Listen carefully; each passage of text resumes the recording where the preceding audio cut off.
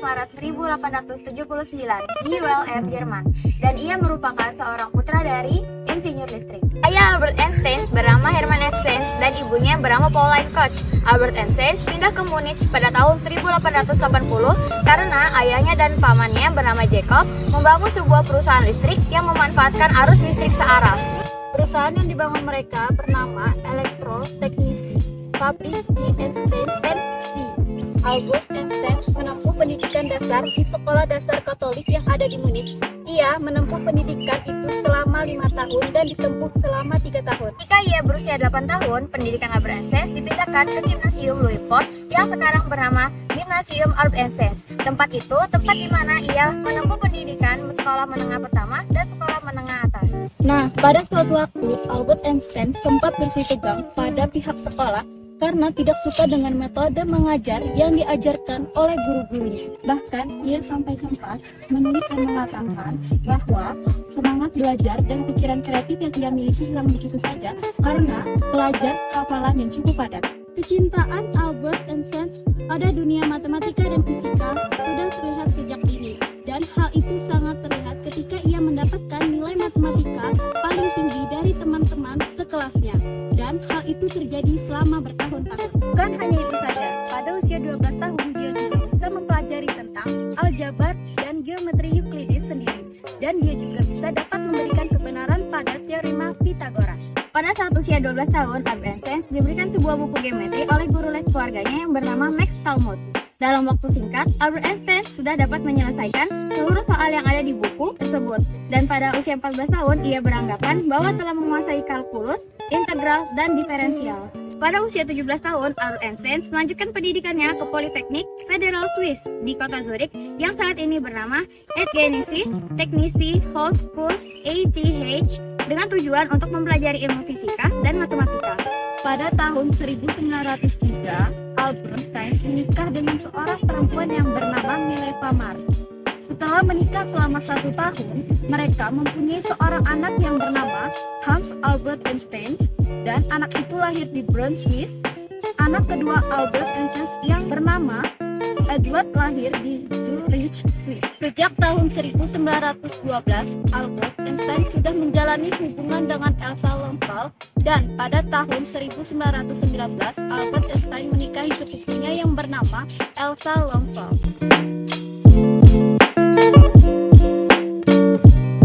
Setelah lulus pada tahun 1900, Albert Einstein mencari sebuah pekerjaan dan baru mendapatkannya pada tahun 1901. Ia bekerja di sebuah kantor paten untuk kekayaan intelektual di Bern. Ia menjabat sebagai asisten penguji tingkat 3. Di sela-sela waktu luangnya, tidak lupa untuk mempelajari ilmu pengetahuan yang disukainya, yaitu fisika. Pada tahun 1902, Albert Einstein bersama teman-temannya di Bern membentuk sebuah grup diskusi yang bernama The Olympia Academy.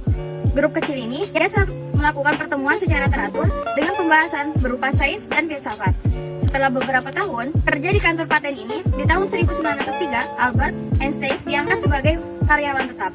Di kantor ini, Albert Einstein sudah banyak membuat karya, dan kebanyakan karyanya berupa masalah transmisi, sinyal listrik, dan sinkronisasi listrik, mekanika. Berkat karya-karyanya tentang masalah transmisi sinyal, listrik, dan sinkronisasi listrik, mekanika, Albert Einstein dapat menemukan tentang sifat cahaya dan koneksi mendasar antara ruang dan waktu. Pada tahun 1905, terdapat 4 makalah yang diterbitkan oleh Albert Einstein. Makalah pertama berisi tentang teori khusus, relativitas, atau sebuah cara baru yang dapat digunakan untuk melihat ruang dan waktu. Makalah kedua berisi tentang fonton atau cahaya bisa memunculkan semburan kecil dari sebuah energi. Makalah ketiga berisikan tentang benda dan energi yang masing-masingnya bisa berubah menjadi benda atau energi yang lain.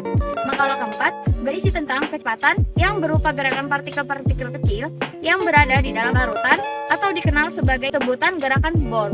Perlahan tapi pasti, banyak ilmu yang mulai melihat dan memahami bahwa karya-karya yang diciptakan oleh Albert Einstein merupakan karya-karya ilmiah yang sangat penting, sehingga pada tahun 1909 Universitas Zurich memberikan gelar profesor pada Albert Einstein. Ketika di Universitas Zurich, ia mengajar sebuah ilmu pengetahuan tentang elektrodinamika, dan prinsip relativitas. Pada tahun 1912, Albert Einstein kembali ke Politeknik Federal Swiss di kota Zurich, atau saat ini bernama Eginosis Technische Hochschule, untuk memberikan ilmu pengetahuannya kepada mahasiswa tentang termodinamika dan mekanika analitik. Dan saat itu juga, Albert Einstein diangkat menjadi profesor fisika teoretis dari tahun 1912 sampai tahun 1914. Juga Einstein yang merupakan seorang fisikawan, filsuf, penulis, serta salah satu ilmuwan paling berpengaruh di dunia juga, Gramsci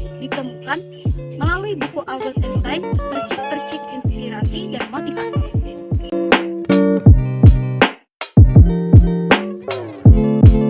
Penemuan-penemuan Albert Einstein, teori relativitas umum, teori kesetaraan massa energi, bom atom.